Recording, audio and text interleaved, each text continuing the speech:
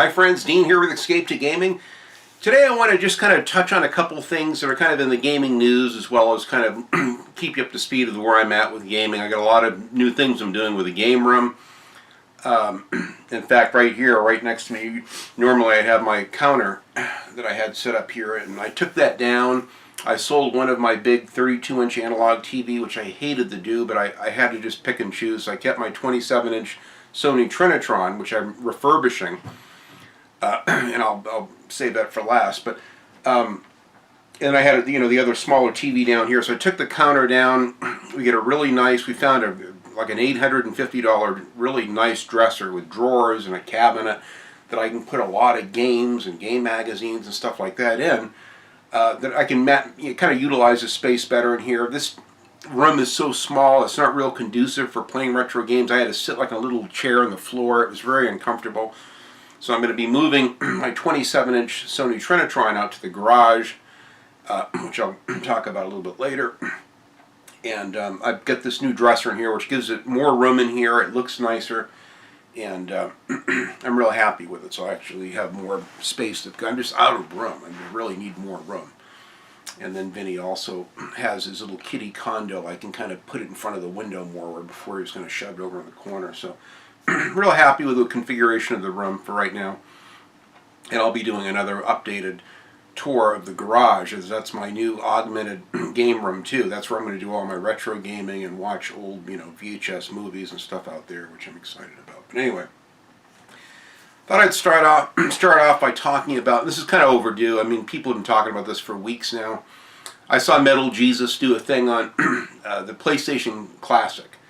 That's it. I'm canceling my order. I don't like the games. Everyone's like butthurt because it doesn't have the games that they like. And I like Metal Jesus. I think the world of him.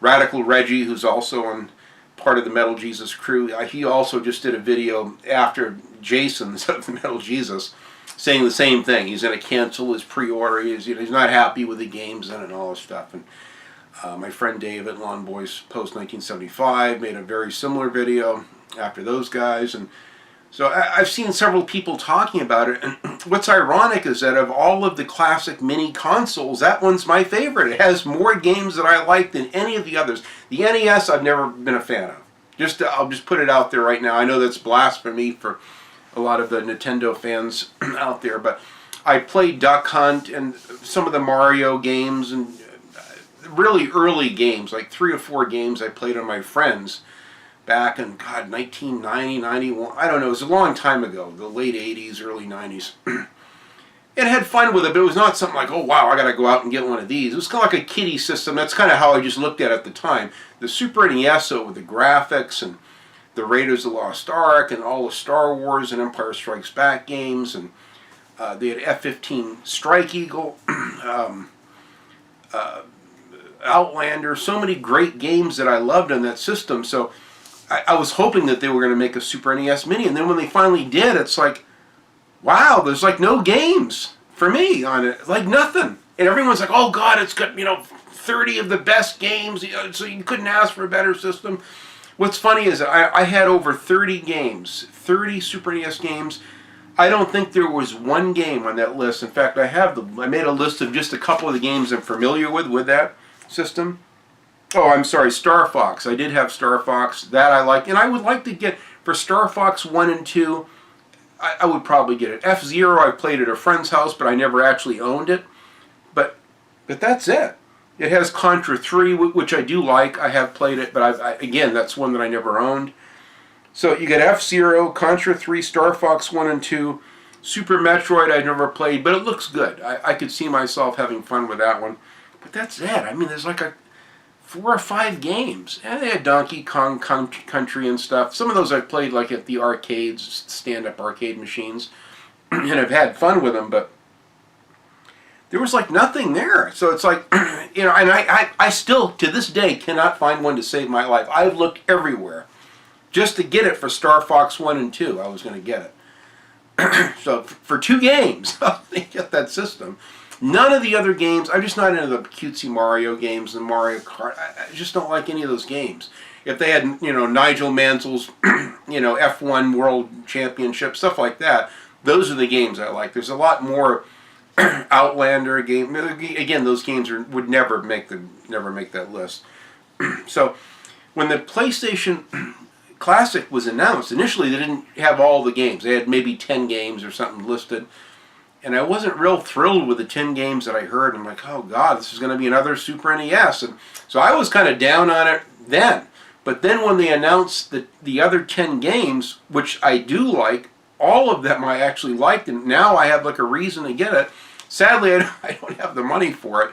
And I feel guilty to spend $100 on the PlayStation Classic when I could probably wrap up the bulk of my PS1 collection for that same amount of money and just play it on my PS2. In fact, I just watched Radical Reggie did a thing on that new pound cable for the PlayStation 2, an HDMI cable.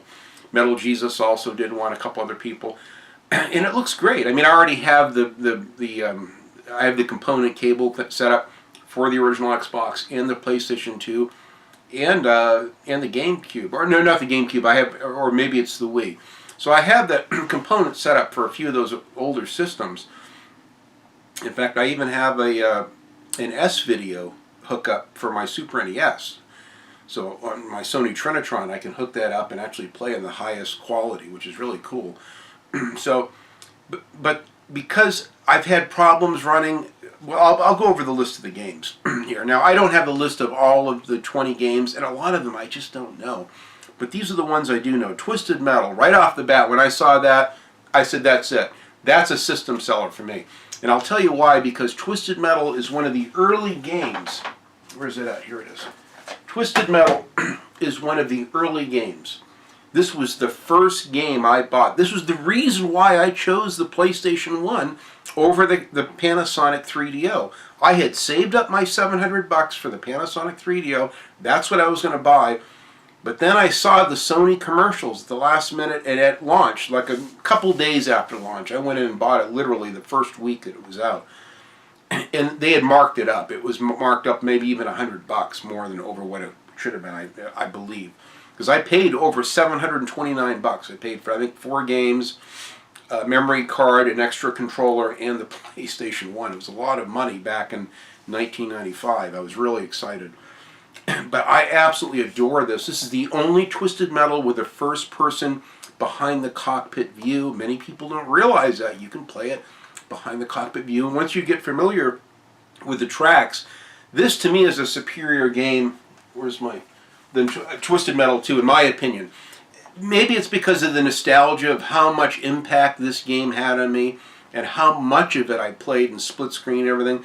I love Twisted Metal 2, don't get me wrong, and I put in a shitload of hours, probably over 100 hours, even playing split screen with my best friend at the time. We played the shit out of both of these. But initially, this was the one that really sold me. The music, the eeriness of it. This was it was almost too campy. And I do like the intros better. There's a lot of things that I do like, production quality a little bit better in this. Certainly more tracks, a lot of new weapons and cars and people. It's like they gave me more of everything in this. But I still love the original. There's something that's very charming about this. The problem with it is it doesn't run that great on the PlayStation 2. There's some weird graphical glitch on the HUD, on the screen, and I think there's some audio glitches as well.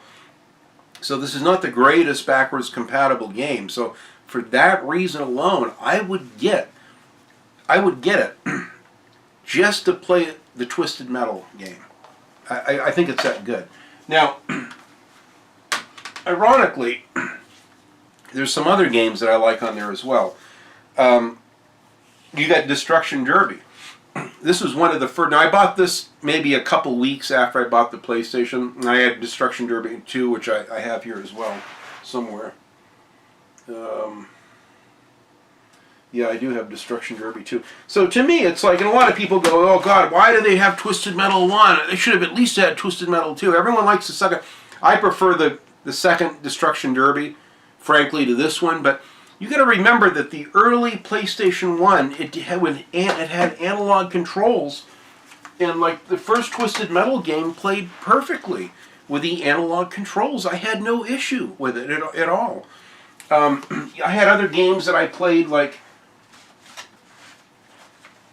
I think the first Driver, I think this might have been before analog controls, I'm not sure, but Jet Moto, played fine with analog controls. In fact, all of these games I would have liked to have seen on this PlayStation Classic. Critical Depth from Single Track, who made the first Twisted Metal. This is a fantastic underwater Twisted Metal. This plays beautifully with analog controls. Shockwave Assault, which I had the tall box of this at one time. I only have the disc I got from my neighbor that passed away. This is when I want to get the original tall box up. I love this game. These are the early, and to me, what the PlayStation Classic kind of looks like to me is it's like the very early iteration of the PlayStation. Everyone's like, oh, I don't understand why they don't have analog controls. Well, obviously, it's going to cost a lot more money to make it. Then they're going to have to sell it for $129, you know, as opposed to $100. I could see the price going up. So they kept it simple. They kept it literally to the classic, very like the first year games of that system, it seems like to me. Now, Gex is another one. I would have loved to have seen Gex on there. Now, they do have Rayman, which is an outstanding game. They actually had a couple good games. I would have liked to have seen Soviet Strike, you know, and this Nuclear Strike. Both of these are wonderful games. These would have been system sellers for me too. Loaded. Now, I had the tall box of this initially. This is a great game, and I think Reloaded as well. But again, I don't know if there's some kind of a licensing problem where maybe they couldn't get some of these third-party games. I don't know. But when I think about the PlayStation 1, I think about the first year I had the system and these games, the big tall box games that I played and loved on that system. Of course, to me, this came like 1997 or 8, was Duke Nukem Time to Kill. This is my favorite, cherished PlayStation 1 game. I absolutely love this game. It's such a fantastic game. To me, I mean, I got back into retro collecting just because I missed games like this so much. And initially I said, I'm just going to get like 4 or 5 PS1 games, but I got carried away naturally and got a lot more. But you know, there are some good games on there. Let me get my list. There's they got the GTA. Now, I don't have GTA. I've never played the first GTA or the second one, or there was one that was in London or something as well. I would like to get those. Those are on my list of games, PlayStation 1 games to pick up. And again, with the money that this PlayStation 1 Classic would cost, I could probably buy the last few games I'm going after. Siphon Filter, I do have that one. I have all the Siphon Filters, 1, 2, and 3. I remember playing a demo of this before I bought the game. I was blown away. Now today it's very dated looking. And again, all of these games that you're playing, including Twisted Metal, a lot of my favorites, are very dated. You know, people could put that thing on and after 30 to 45 minutes they're probably going to be done with it and shut it off and, you know, put it on to show some friends that come over to visit or something. But I could see it rarely getting played. It's just a nice little collectible. It does look cute though. I do like the perfect miniature look of that. I do like the way the NES Mini looks. I love the NES, Super NES Mini as well. It's just real cute to see these kind of miniaturized consoles. I think it's cool. I'd like to have them just for that reason. They would look great on the shelf. But the fact that I can hook it up and instantly play through HDMI right through my, and even play it through my soundbar, where I can't use my soundbar when I'm using component cables with my PlayStation 2 or Xbox, which is an interesting thing because I need that HDMI. And frankly, that probably is going to be why I'm going to get one of those pound cables for the original Xbox as well as the PlayStation 2, because I like to play them through the soundbar with a little bit better quality sound, and just to have the simplicity of the HDMI. It's just really a nice setup. But anyway, Siphon Filter, I'm very happy with that. So right off the bat, GTA I love. I've always wanted to play the first 2 GTAs. So now they're going to give me GTA, Twisted Metal, and Siphon Filter. I'm already sold. I'm already sold on it. And again, like I've got Siphon Filter 2 and 3, the other ones as well. And a lot of people go, oh, I don't understand why they didn't have Siphon Filter 2. Again, they're showing the essence of the machine. I think that people are missing the boat. This isn't about, and they're not going to have a lot of, 1999, I have other ones, Star Wars, one of the Jedi, I don't know which one it is, but I've got some of the later games that came out that were definitely analog related. They wouldn't play as good on the analog. So they were only picking early system games. Ridge Racer, Now, I had the original tall box Ridge Racer, and I got the R4. I love this R4. This is a system seller for me, too. So they're already, right off the bat, there's multiple games that I'm already a big fan of. They got Cool Borders 2. Now, I had Cool Borders 1 and 2. I had Cool Borders 1. I loved that game. I had a lot of fun. My wife and I both took turns playing that. I had a customer down in Irvine. I did a job for him when I was in Southern California. Did a beautiful children's room. This younger boy was deaf, and I did a beautiful room for him with a beautiful, like a fake window of a mural overlooking the ocean. All this really cool room for him. The kid loved it. He was so happy. He wanted. They're kind of rich family. The boy went out and bought me with his own money a brand new game to thank me for his room. I mean, he couldn't talk, but he did sign language and everything. And he got me that Cool Borders 2. And that was the first time I had ever gotten a tip from a customer, especially in the way of a video game. So that game meant a lot to me, coming from that little deaf kid. And I loved the game. I liked the improvements of Cool Borders 2. And again, why they picked Cool Borders 2 over Cool Borders 1. It's kind of breaking precedent when they picked the first game of the other series. But it's a great game. I personally love the game. Again, the games are very dated. You may have a hard time really getting back into them with that kind of level of immersion. But it is a nostalgic gimmick. That's what the whole thing is. It's kind of for the casual gamer. Maybe someone who's got a PS4 who traded his PS3 over PS4. Someone that just keeps advancing, has the latest console. All of a sudden he says, oh wow, PS1 Classic. Oh, I remember some of those games. It's just something fun you plug in and show your friends or family or kids and have fun with it. They got the Resident Evil. Now the first Resident Evil I liked and played. I think I played this part of the second one at a friend's house. The second one I would like to get. And I might even get the first one again. I wasn't a big fan of it. I didn't like it. I don't like the radically limited resources. Here's one bullet. Go hide in a closet, and I thought I was going to have a heart attack playing the game. I gave it to my nephew, and then he loved it. He played it all the way to the end. I did enjoy the game. I got maybe a third of the way into it, and I just kind of gave up on it. But I think it's great that they have that. That's a quintessential PlayStation game. They've got Tekken 3. I played at a friend's house. My friend Chris had that game. He loved the Tekken, the fighter type games. That's a good game. I mean, it's not one I would buy, but it's a good game on there. Metal Gear Solid, I've boycotted because to me the guy ripped off John Carpenter's Snake Plissken Escape from New York character. To this day, I've never played any of the Metal Gear Solid games because of it, but I recognize that it's a popular, beloved franchise. It started on the PlayStation 1. I think that's a major victory. That's a major win having that there. Even though I'm not a fan of it, it's good for the fans. It certainly is a very quintessential PlayStation 1 game. I don't see a problem with it. Ridge Racer Type 4. We have Final Fantasy. I don't understand the fascination with the series. I don't get it. But I don't have to. It's beloved and loved by a lot of people. You like those kind of RPGs? And again, everybody's like, why that Final Fantasy and not this one? I don't know one from the other. 1 through 13, however many there are, I don't understand them. But if you like those kind of games, that's cool. Rayman, I like. Oddworld, Abe's Odyssey. Now, I do have a couple of the Oddworld games for the original Xbox, and I love them. So for me to have, I would have liked to have had Gex, You got Gex here. I think Gex would have been... This is, when I think of the early PlayStation system, it's one of the first great games that I enjoyed playing on that system. So I was kind of bummed they didn't have Gex. But hey, Rayman's great. And the Oddworld, Abe's Odyssey, is a fantastic game. It looks great. Destruction Derby, I've already mentioned. Rainbow Six. Now, I've never played the first Rainbow Six, but I would like to play it. And I've heard that the frame rate's terrible and it's very clunky and hard to play. But I kind of would like to see that. But...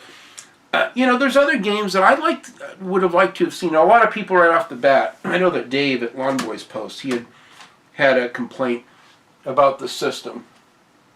And he's like, I don't understand why they don't have Gran Turismo 2. I mean, this is like a quintessential PlayStation game, and it is. God, my God, I could have 200 hours in this game. Along with the first one. I've got so many hours in this game.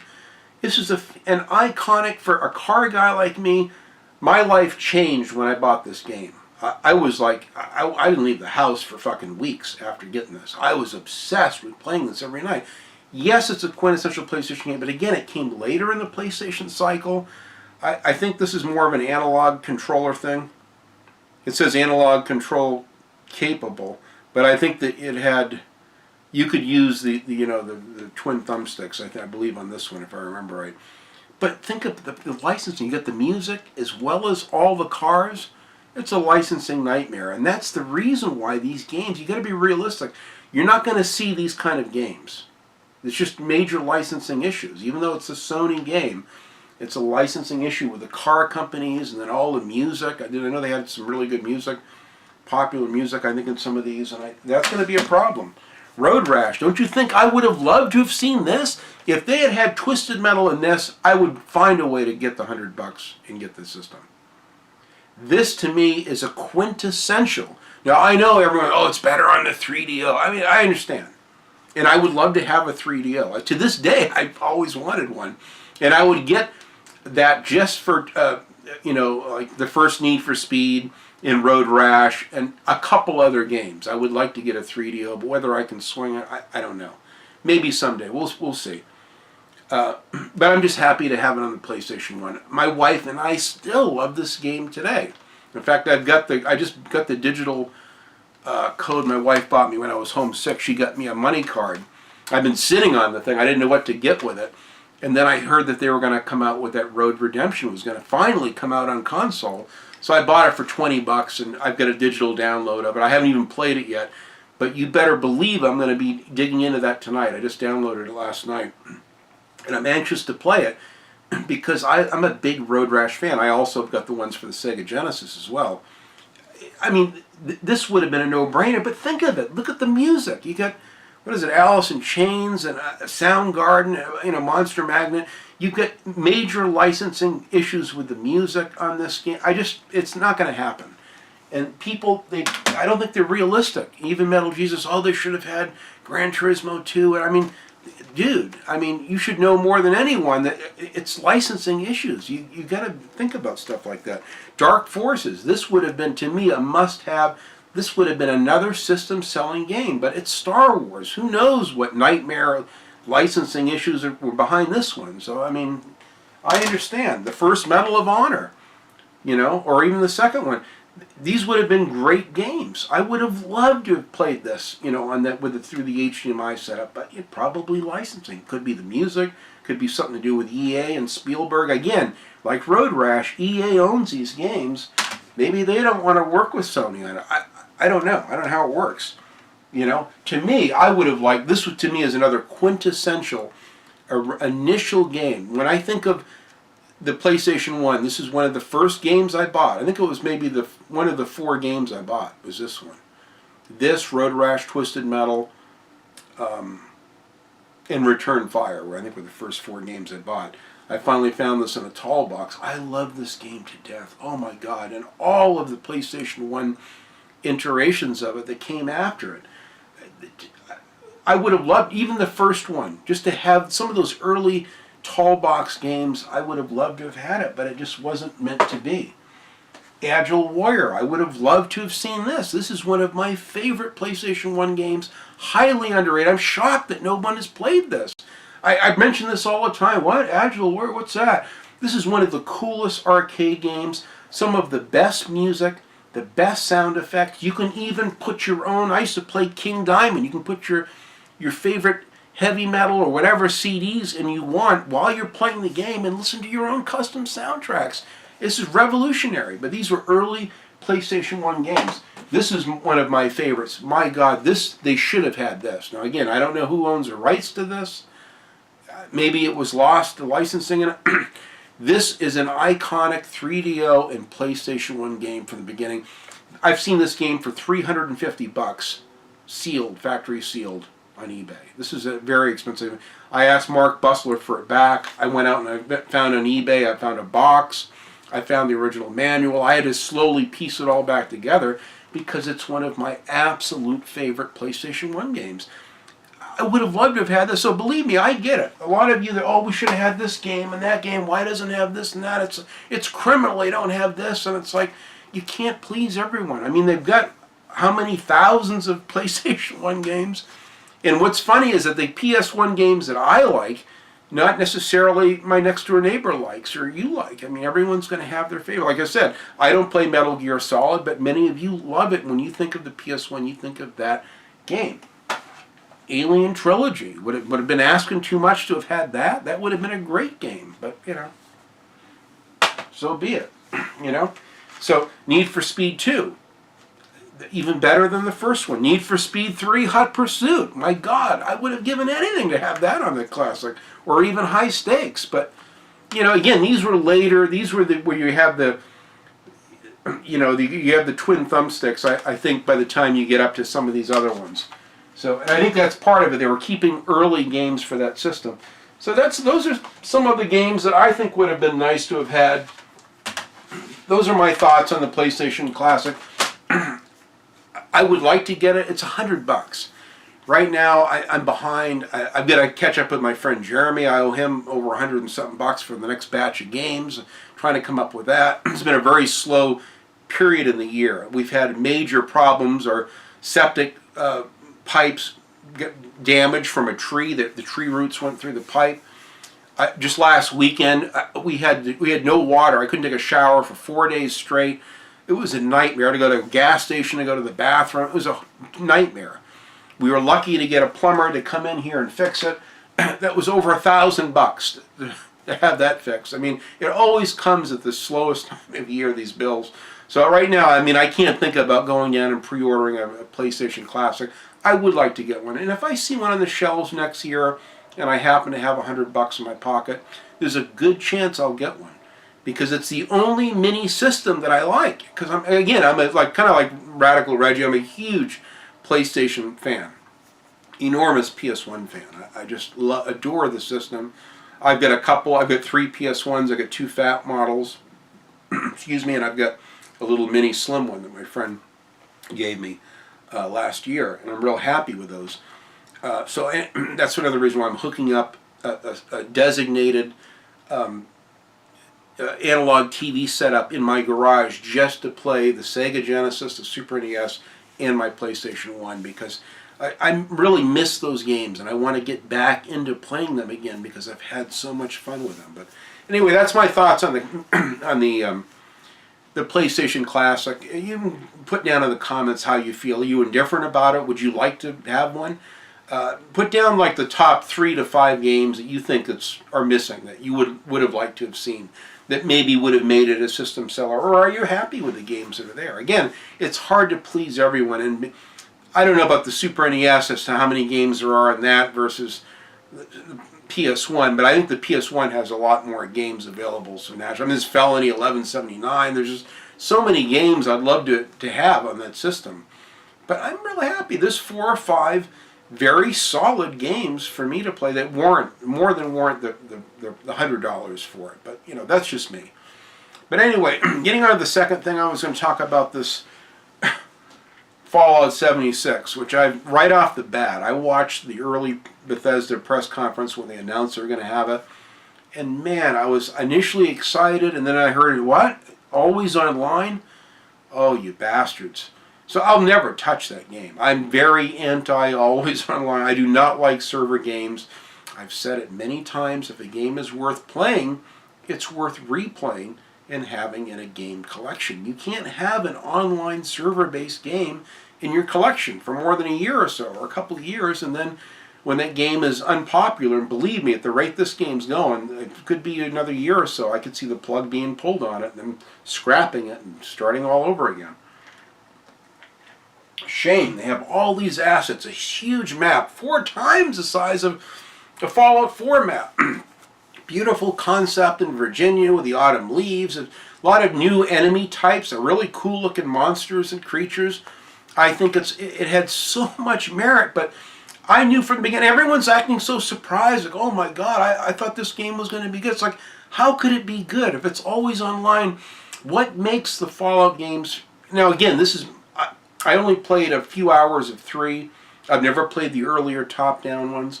I've never played the Fallout New Vegas, although I have it. But I've got 144 hours in Fallout 4. And that was kind of my really big introduction into the franchise. And it's one of my favorite 8th gen experiences. My God, I've been so immersed in that game.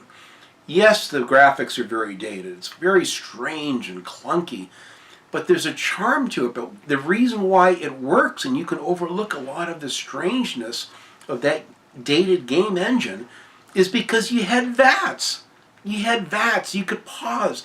I would get in the heat of the moment. I could pause the game, go into my Pip-Boy, drink some Rat-Away, distilled water or whatever. I could pull out my mini nuke launcher thing, you know. You could quickly, sometimes it's still going on and kind of slowed down time, but you get time. It bought you time. And I like that. I get so flustered sometimes with these games. And if you watch every review, they've complained, a lot of them, about without VATS, the enemies just pour at you. The ghouls are just diving at you. They're hard to hit with that clunky, slow aiming system, probably with lag up the ass and bugs and everything else. The gunplay is not real satisfying in the Fallout game, although I enjoyed it. I did enjoy it. I had fun with it. I used the VATS, and there were many times I didn't use the VATS. But it worked offline. So the very concept of it, when you take away the ability to pause or go into VATS, you take away the unique side quest that you had human NPCs and all the factions that you work for. It's what made that game. They cut the fucking nuts right out of that game. Then everyone wonders why it's flopped. It's like, I saw from the beginning, I said, that game's going to be shit. With no VATS, and you can't slow down time. I mean, how are they going to even do that, you know? Then when I saw what they do with VATS, it's like VATS in name only. It's not VATS. It's like not VATS. It's like a quick way to, if you get enough XP built up, you can quickly get a headshot, supposedly. And even then, the gun's aimed over here, and it's shooting over this direction. It's just, it looks terrible. That game looks horrible. What is wrong with Bethesda for releasing a game so grossly unfinished? This game needs like another year in the oven. I mean, at least another year of quality testing and bug fixes. I have seen every review on it, just like Red Dead Redemption 2, because I'm curious. And a game I'll never play, but I love to watch reviews, and I'm just curious to see. I want to see how good the game could have been with the potential. And I see with the enemy types and the landscape and the world they created this great world with nothing in it. It's a dead world. That game is going to flop. And yeah, they could fix it up like the No Man's Sky and keep doing updates and more 50 gigabyte updates all day long till the cows come home. But by then, the damage is done. And I knew immediately this was a horrible concept. But again, this whole, everyone's clamoring again, the games as services. You know, I'm going to sound like Jim Sterling. I mean, he's AAA games, you know. The games as services thing is like a real, I have a real problem with it because I see that that's the direction that it's going, and I'll have nothing to do with it. I will not stream games. I will not do any online-only games. I won't do it. So it's slim pickings for me as it is now. I can barely find 3 to 5 games a year that I can play that are single-player offline games. Again, I know everyone's says, oh, you get the God of War, Dean, and Horizon Zero Dawn. I'm just not really into those genres for me. They look like beautiful games. If you like them, that's great. But for me, I'm not. Even Skyrim, as nice as it looks, you know, I'm just not into it. It's just not my thing. I like the post-apocalyptic world of like Wasteland 2 Director's Cut, Fallout 4, all of that. But anyway, that's how I feel about that. You can put down in the comments. Did you pre-order Fallout 76? I know some people got them. They had beautiful collectible, you know, versions of the game with little collectible. They had one with a killer helmet thing and some really nice stuff for the game. And I like the new card system. The perk system looks good. They get some nice refinements, but it's wasted. This always online thing. You know, I know Tim Willits of the new Rage 2 talked about that he really likes this, you know, games as services model, and it's like, so I was terrified until I asked him on Twitter when I was on social media. I said, Tim, I just thought he'd never answer me. I said, well, can we play this game offline? Because I love the concept. And he says, yes, you can. And I was so thrilled to get from Tim Willits himself to answer my tweet. So that's a day one purchase for me, the Rage 2. If I could swing it, I'd get that one with that really cool, you know, monster head that talks and everything. I think it's so cool. I'd love to have that if I had the big bucks. We'll see. I've got to get that one. I feel bad if we'll have no strategy guides to go with it. That'll be another nightmare, but it is what it is. I mean, I'll play it with or without a strategy guide, but that looks like a great game. But they even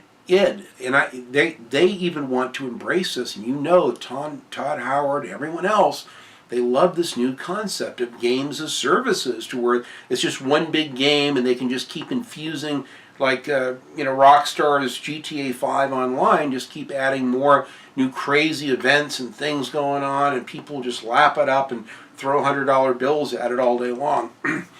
That's what they see. But the reality is that the very core dynamics of what makes Fallout such a fantastic game is that you can take your time, think about those dialogue options, think about your vast inventory and go through it. I mean, and you can't do that in real time. It's just not the same game. How no one could see this until now is beyond me. But again, I can visualize, as a visual-minded person, right-brain person, I can visualize a game or visualize a concept, and I can see ahead of time whether it could work or not. And so for me, I instantly just said, I don't see how they're going to do it. I just, in real time. But anyway, you can let me know in the comments if you got the game. Have you played it? Do you like it? Is it an abortion like everyone says? Or are you having fun with it? I could see with friends. It's not my thing, but you go online to see someone in the world and you wave those little hearts and stuff. I mean, it's kind of Facebooky to me, but that's fine. If you like that element of that, some people like the interaction in the world. I don't. I like to be quietly and go into my own world with all, artificial intelligence and more of a linear design or whatever, and go through the missions. It's just me. But anyway, that's that.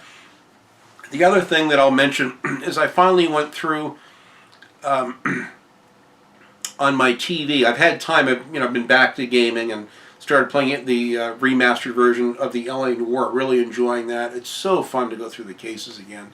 I'm just out exploring the world and doing the radio calls right now. I'm having a lot of fun, really taking my time, where I kind of rushed through it the first time I played it. So I'm playing that. I'm going to start this Road Redemption, but what I did do is I've had people, oh, Dean, they saw my video where I showed all my games for the PlayStation 4. They said, you should really consider using those folders. Maybe you've thought of using the folders. Well, I didn't know what that was. So I watched some YouTube videos and go, oh, interesting, you can create folders. So I've been creating folders.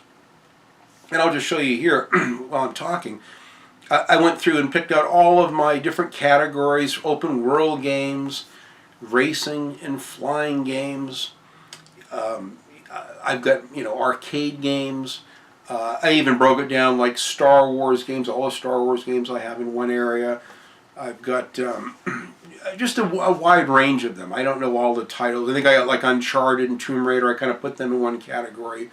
Stealth, and sniping games. So I try to break them down into their essence. And I love this folder thing. It looks great. You can quickly go to your favorite, because I had them all over the place.